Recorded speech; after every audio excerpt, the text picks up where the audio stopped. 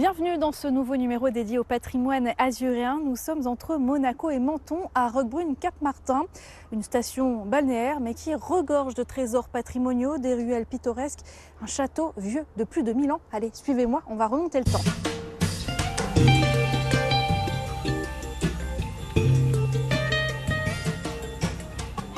Bonjour Anne-Hélène. Bonjour Aurélie. Bonjour, vous nous avez donné rendez-vous ici, on est en plein cœur du village de Roquebrune. On est à l'entrée du village. À l'entrée, oui, et on est accueillis par cette magnifique vue.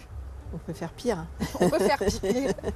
Donc oui, on a vraiment à ce poste d'observation une vue extraordinaire à la fois sur le Cap Martin et sur la baie de Cabet qui ouvre sur la principauté de Monaco, puisque nous étions il n'y a encore pas si longtemps que ça sous la domination des Grimaldi. Donc on s'en est libéré il y a maintenant un peu plus de 150 ans, mais on est toujours en relation visuelle en tout cas avec la principauté et cette vue extraordinaire qui nous accueille quand on arrive à Roquebrune village qui est assez fabuleuse.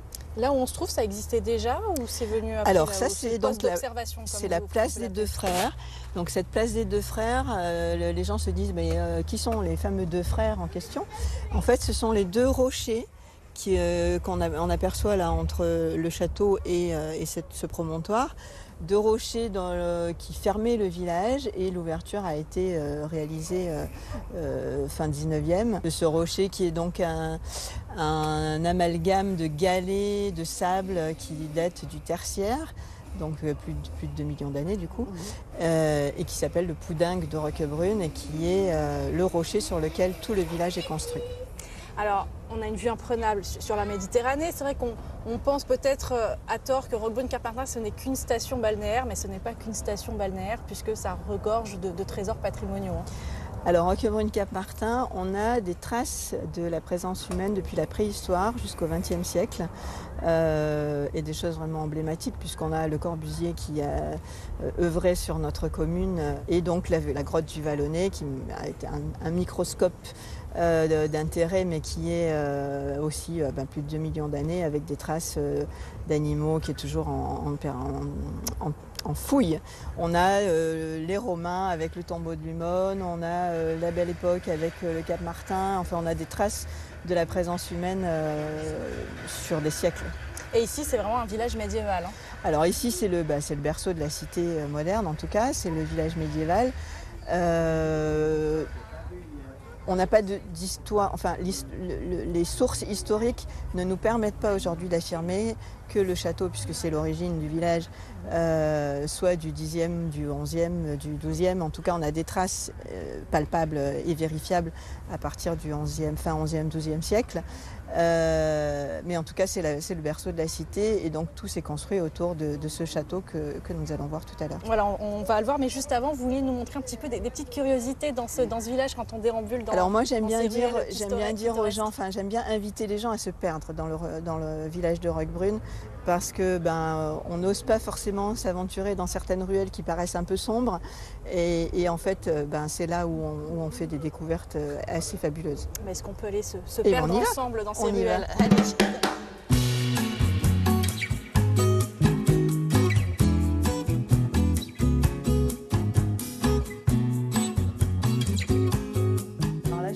De monter par là, les gens n'osent pas toujours parce que c'est un peu sombre, mais c'est super intéressant parce qu'on se rend vraiment compte qu'on est que le village est accroché au rocher. En fait, c'est à la fois une des plus anciennes rues du village, mais aussi une rue qui à l'origine n'existait pas, qui a été ouverte et qui servait, on le voit bien, on est dans les rochers, qui servaient de vrais remparts. Les habitations servaient de remparts et l'ouverture n'a été faite que récemment, c'est mal choisi, mais c'est quand même une des plus anciennes rues du village. Et il y a des gens qui y habitent, là je vois une porte qui me paraît assez récente, il y a des gens qui habitent. Il y a des gens qui habitent partout, oui. C'est surprenant parce que ces maisons, elles sont sur plusieurs niveaux, donc vous avez pratiquement une pièce par niveau. Et quand vous êtes au dernier étage, vous avez une vue extraordinaire sur la mer, sur les toits. C'est assez surprenant, quoi. On est entre l'ombre et la lumière. Et là d'ailleurs, on sort de l'ombre pour la lumière sur le château. Là, c'est vraiment construit vraiment en bas toutes ces maisons en bas du château. Et donc là, on est dans la rue qui servait vraiment de rempart à l'origine du château.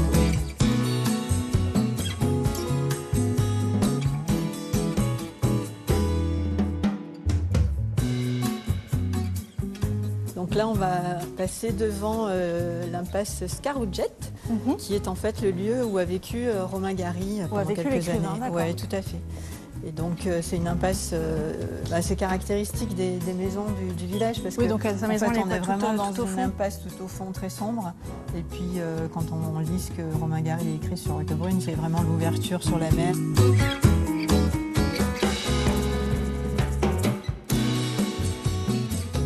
On aperçoit déjà l'olivier millénaire, là. Notre olivier millénaire, selon les spécialistes, aurait en réalité plus de 2000 ans.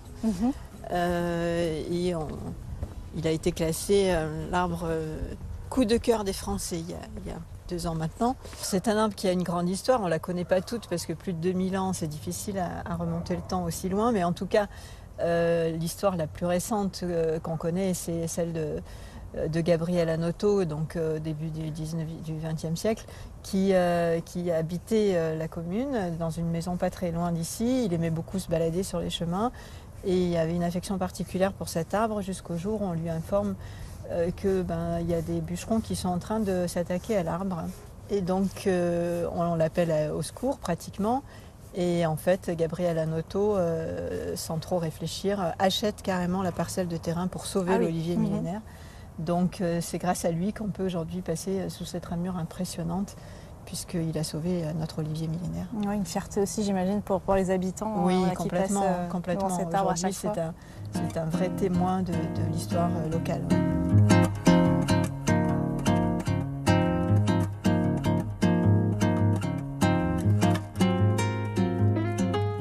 On arrive à l'église Sainte-Marguerite, qui est aussi une église, c'est l'église paroissiale du village, mais elle est super intéressante parce que, en fait, elle témoigne aussi des différentes évolutions du village. Et elle a grandi un petit peu avec le village, et d'une petite chapelle, elle est devenue cette église telle qu'on la voit aujourd'hui. Et on va rejoindre Christine, notre historienne de la commune. Parce que je crois qu'il y a un petit secret, un petit trésor à l'intérieur de cette église. Il y a plein de petits trésors.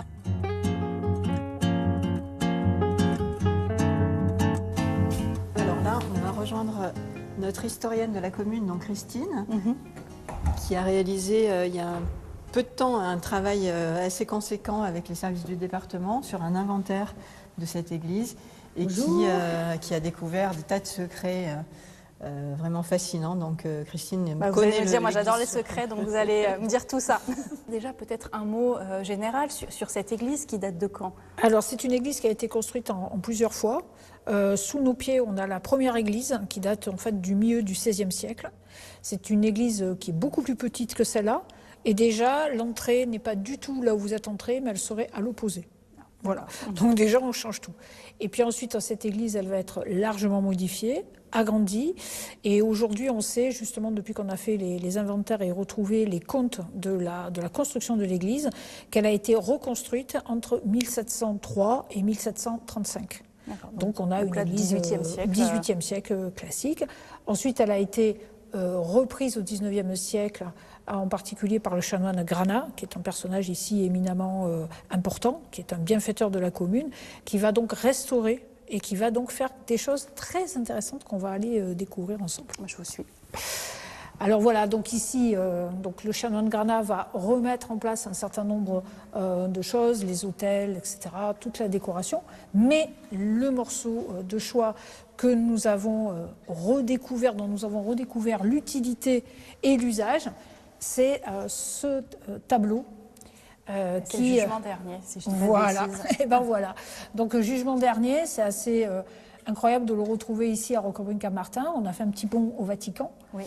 Et ce jugement dernier, il occupe une place quand même assez incroyable dans l'église parce que, en fait, le chanoine Granat était le secrétaire d'un cardinal du Vatican, du cardinal Barberini, qui lui avait donné l'autorisation déjà de le faire reproduire.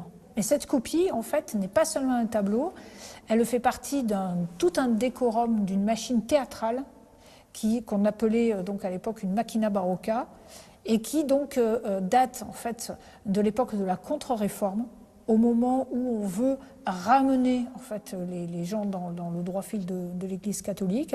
Et pour ce faire, on va donc monter à l'image de Rome tout un scénario en fait théâtral. Donc devant ce tableau, il va y avoir une toile qui va être déroulée, qui va occulter en fait le tableau. Et lorsque vous allez la faire lever, cette toile, en fait, vous allez avoir donc l'impression de découvrir quand même le chef-d'œuvre de la Sixtine. Et en échange de ça, au XIXe siècle, le chanoine Granat avait tout prévu, puisque en échange de cette vision, eh bien, vous déposiez votre offrande dans l'un des troncs de l'église. Et l'argent qui était collecté, en fait, servait à entretenir l'église, le clergé et toutes les œuvres pour les pauvres de la commune. Et cette découverte est assez récente. Cette découverte, on l'a faite donc il y a quelques mois, quand on a fait l'inventaire avec le concours du département. On a pu consulter les archives donc diocésaines, entre autres, puisque tout ça, ça a été consigné dans les carnets du chanoine Granat, qui nous explique donc que dans les années 1880, il reçoit cette œuvre et qu'il va la mettre en scène, mais vraiment la mettre en scène, à l'image de ce qu'on trouve notamment à l'église du Gesù à Rome, où on a donc la même Machina Barocca qui existe. Alors là, Christine, on vient de voir l'un des trésors de Roquebrune Cap-Martin. Il y en a un autre aussi, trésor qui se situe un petit peu plus haut. Un petit peu plus haut, dans le temps aussi, un petit peu plus haut dans le temps, c'est le château que je vous invite à découvrir maintenant. Et ce château, effectivement, là on était au 18e et on va remonter au Moyen-Âge. Au Moyen-Âge, je vous suis.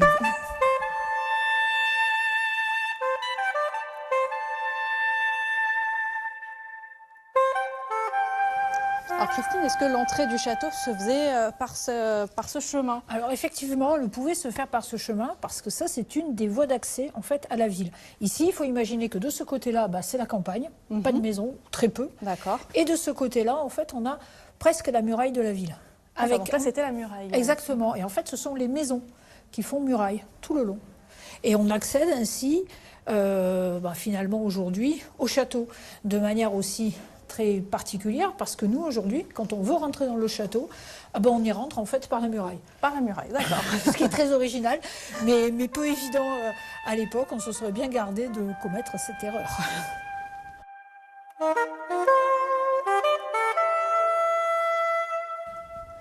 Donc là, l'entrée du château par la muraille, comme vous disiez tout à l'heure. L'entrée du château par la muraille, c'est-à-dire qu'en fait, on n'a même pas besoin d'assiéger le château pour y rentrer. C'est plutôt sympa.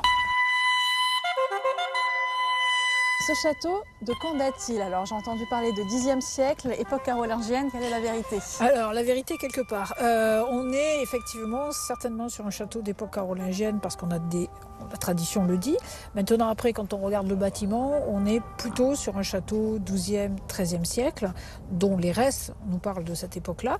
Mais c'est un château qui a une durée de vie, en fait, très très longue et qui va se transformer. C'est-à-dire que le château qu'on voit aujourd'hui, il est le résultat de tous ces siècles, en fait, d'histoire mêlée. Plus on recule dans le château, et plus on est dans la partie ancienne.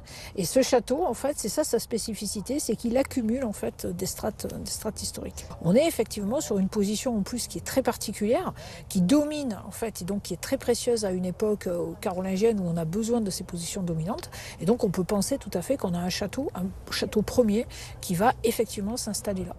Vous parlez de sa position, justement, forcément, on est au-dessus de la mer, une position stratégique. On a une position stratégique, on est en avancée sur la mer, donc là on a vraiment une position qui permet de surveiller effectivement l'avant. Et surtout sur l'arrière, on a la montagne qui va à la fois protéger, mais aussi être elle-même une manière de pouvoir capter peut-être aussi certains messages. Moi j'ai très envie, je suis très curieuse de visiter l'intérieur. Allons-y alors. Alors allons-y. Alors Christine, je vois que ça s'appelle la grande salle. Quelle était la fonctionnalité de cet endroit? Alors cette grande salle, en fait, c'était la salle où le Seigneur avait l'habitude donc de recevoir ses hôtes de marque. On est arrivé par l'escalier par lequel donc on montait au château, qui est le seul accès au château. Et donc là, à l'origine, cette pièce qui nous semble aujourd'hui être une salle à l'air libre était à l'origine couverte. D'accord. Couverte d'un plafond qui était un plafond à caisson. Et cette salle a été réalisée au XVIe, XVIIe siècle, puisque c'est à ce moment-là que le château passe aux mains des Grimaldi. Et le seigneur Augustin Grimaldi va vouloir en faire sa résidence d'été. Et alors, il va ouvrir Donc cette fenêtre. Il va ouvrir cette fenêtre à meneaux qui est creusée, qui est construite dans l'épaisseur de la muraille médiévale. Et du coup, ça va donner une magnifique lumière à la pièce. Là, je vois qu'il y a un puits aussi en plein milieu. Du coup, ça servait, c'est pour un usage quotidien? Alors oui, un usage quotidien et un usage aussi un peu exceptionnel. C'est-à-dire que là, on a la réserve d'eau du château. Et on a ici donc une citerne sous nos pieds qui faisait 80 mètres cubes, ce qui permettait, en cas d'assiégé, si on est assiégé, on peut toujours arriver à avoir de l'eau au château. Alors maintenant, je vous invite à remonter le temps et je vais vous amener là où vivaient les soldats qui avaient la protection du château comme principale mission. Alors vous allez voir, la protection du château se limite à une toute petite garnison. Parce que finalement, ce château, de par sa position, il se défend presque par lui-même. Donc ici, on est dans une salle que nous avons reconstituée, mais qui était donc la salle où les soldats venaient se reposer. Quand vous dites petite garnison, c'était combien d'hommes? On peut estimer à peu près à 8-10. Oui, Alors ça, on le sait précisément parce qu'on a des textes qui nous le disent et qui nous racontent en fait la vie des soldats. Donc on a ici des pièces qui ont été reconstituées d'après des fouilles archéologiques. Donc là, on a des céramiques qui ont été reconstituées, des jeux de dames qui ont été aussi remises en place parce que les soldats jouaient beaucoup. Parce que garder un château, c'était pas forcément ce qu'il y avait de plus palpitant. Et là, on a une pièce exceptionnelle aussi, c'est un lit de l'époque médiévale qui a été reconstitué avec son système donc de couchage, ce qui permet de montrer aux gens, aux visiteurs, de comprendre un peu mieux l'intérêt de la garnison ici et son rôle. La vie dans la garnison ici était vraiment une vie de faction parce que en fait, le château a peut-être été assiégé, mais il n'a jamais été pris de par sa position. Donc du coup, il permettait d'être gardé relativement facilement et sans beaucoup de heurts parce que les sources ne nous disent pas qu'il y a eu des grands combats ici.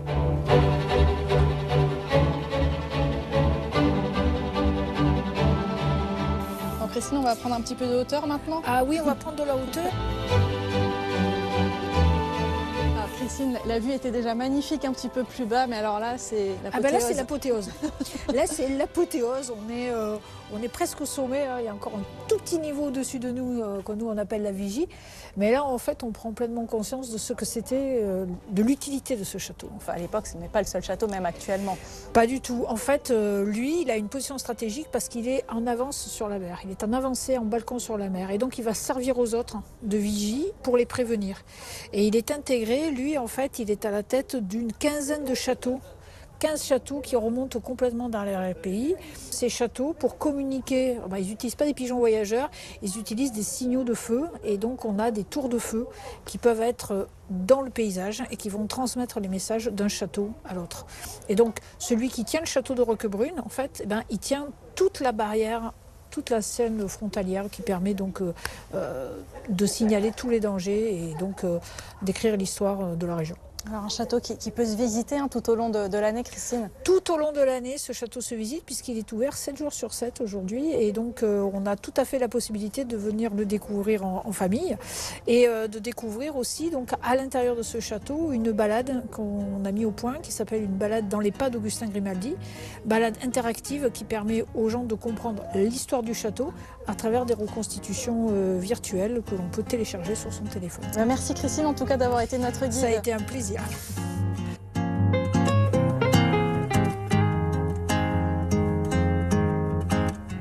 En plus des richesses patrimoniales, on trouve ici à Roquebrune-Cap-Martin de nombreuses boutiques d'artisans. Il y a d'ailleurs quelques années, un meilleur ouvrier de France a décidé de s'y installer. Il s'agit de Stéphane. Regardez, sa boutique est juste ici. Bonjour Stéphane, vous êtes en bas, vous êtes en haut? Oui, bonjour Aurélie, je suis en montée. Ah, j'arrive. Bonjour. Bonjour. Ah, je vois que vous avez les mains bien occupées. Voilà, ça sent bien. Je vais m'asseoir juste en face de vous. Vous êtes en plein travail, Stéphane? Comme d'habitude, je suis sur mon tour. Je ne peux pas m'en passer. Qu'est-ce que vous êtes en train de faire, dites-moi? Alors là, je vais essayer de monter avec 6 kg d'argile un grand cylindre. Et le but, c'est d'arriver à faire l'œuf le plus gros possible. Et donc, c'est en préparation, en entraînement pour les championnats de France qui auront lieu au mois de mai dans le centre de la France. Vous êtes meilleur ouvrier de France potier, hein, on va en parler dans quelques instants. Depuis quand vous êtes installé ici à Roquebrune-Cap-Martin? Je suis venu m'installer à Roquebrune en 1998. Je venais en vacances avec mes parents, traversions Menton-Roquebrune, la Riviera, pour aller passer des vacances en Italie. Et nous sommes tombés amoureux très très jeunes de l'endroit, en fait. Et vous avez toujours exercé ce métier de potier? Pas du tout, j'ai une formation de secrétaire. Oui, donc rien à voir. Rien à voir. Et donc j'ai travaillé quelques années dans le prêt-à-porter, dans la finance, dans la banque donc, et dans les assurances. Qu'est-ce qui vous a fait dire un jour, bah voilà, je veux changer de métier? Très bonne question. Alors bon, c'est une question à laquelle je réponds souvent. J'ai, dans une période de chômage, j'ai eu, lors d'une émission de télévision qui avait lieu le jeudi après-midi, présentée par la jeune journaliste Anne Sinclair, elle présentait donc un artiste, non pas pour son métier d'acteur, de comédien, mais de sa nouvelle passion, la céramique, le modelage, la poterie. Et c'était donc Jean Marais. Oui. Voilà. Ça a été le coup de foudre et j'ai décidé du jour au lendemain de prendre cette décision d'essayer d'un jour de devenir potier. C'est ce que j'ai fait. Et donc, 45 années plus tard, me voilà toujours potier. Et jusqu'à ce titre de meilleur ouvrier de France potier, c'était en quelle année? Alors, ça s'est passé en 2011. Je voulais savoir si j'étais capable, je voulais savoir quel était mon niveau en fait, dans le métier en général, c'est-à-dire à partir d'une balle d'argile jusqu'à une pièce terminée, finie, émaillée, cuite, décorée ou pas. Voilà, j'ai voulu me tester en fait. Et tout cela prend beaucoup de temps, de persévérance, de travail, d'assiduité. Alors il y a ce côté atelier, puis il y a le côté en bas aussi, ou vente aussi, où j'ai vu oui, beaucoup d'objets. On peut peut-être aller y jeter un coup d'œil? Bien sûr. Ah bah, je vous suis. On descend. Là, Stéphane, on voit un petit échantillon de ce que vous faites, j'imagine? Oui, exactement. Là, on est donc dans la partie d'exposition, la toute petite partie d'exposition de céramique. Donc c'est de la faïence blanche, où je travaille énormément la couleur turquoise. Oui, c'est ce que j'allais dire, il y a beaucoup de bleu. Riviera, d'azur, qui vient du Moyen-Orient, qui a fait tout le tour de la Méditerranée, et qu'on va aussi retrouver sur les éléments architecturaux de la Belle Époque. On a par exemple, sur votre gauche ici, on a un élément du premier café de Paris à Monte-Carlo, qui était en restauration il y a 3 ans, et auquel j'ai refait pratiquement la moitié des pièces qui étaient, vu son extension, à l'identique. Alors là, on est plus vous ne faites pas que des objets, on va dire, de la vie courante. C'est plus le métier de potier. Le potier, sa technique principale, c'est le tournage, le tour. Si on ne tourne pas, on est céramiste. Le potier est céramiste. Là, c'est modeleur-mouleur. Il doit savoir faire un modèle, ou le refaire, fabriquer un moule, le faire ensuite, faire la céramique, soit par estampage de la pâte, soit de la terre liquide, la barbotine, cuire et ensuite émailler. Sachant que la terre le retrécit. Donc il faut anticiper le retrait. Et sachant que ces éléments architecturaux vont dans un endroit bien précis, où il y a ce qu'on appelle une réservation. Donc il faut calculer tous les retraits. C'est la partie la plus compliquée. Là, dans cette boutique, est-ce que les gens peuvent venir, les gens qui viennent visiter le village de Roquebrune-Cap-Martin, ils peuvent venir, vous faites de la vente en direct? Comment ça se passe? Lorsqu'on passe dans une rue, dans une façade, il faut tourner la tête, lever les yeux, pousser les portes et oser entrer et oser aborder les créateurs. Donc on peut venir directement toquer à votre porte et puis venir vous voir travailler si vous êtes en plein travail, ça c'est possible. Je vais essayer de partager mon savoir-faire et aussi de le transmettre, évidemment. Mais on est là pour ça, montrer ce qu'on sait faire.